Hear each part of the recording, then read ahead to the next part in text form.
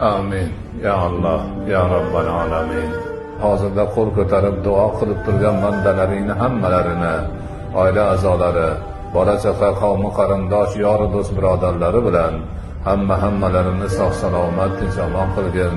Turli balo ofatlardan, xavfu xatarlardan o'zing asragin. Umrlariga, rizqlariga, kasblariga baraka bergin. Doimo yaxshilikda yurib, yaxshilikda turishlarini nasib etgin. Alloh, o'zingdan yolborib so'raymiz. O'sib kelayotgan yosh avlodlarimiz, farzandlarimiz, nabiralarimizni hammalarini o'zing hifzi himoyangda asragin.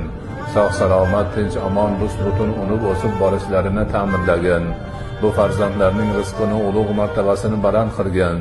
O'zingni yaxshi taniydigan, ibodatingda sobit qadam bo'ladigan, ikki dunyoning baxtiga, saodatiga musharraf bo'lib, ota-onalari, bobo momolari, el yurtning ko'ziga quvonch bo'ladigan ulug' farzandlardan bo'lishlarini nasib etgin. Parvardigoro, o'zingdan yolborib so'raymiz, el yurtni tinch omon qilgin. Aziz vatanimizni jannat makon qilgin. Xalqimizni o'zingni roziligini topadigan xalqlardan bo'lishini nasib etgin. Barchalarimizni iymonda, islomda sobit qadam qilgin. O'zingni hidoyatingdan ayirmagin.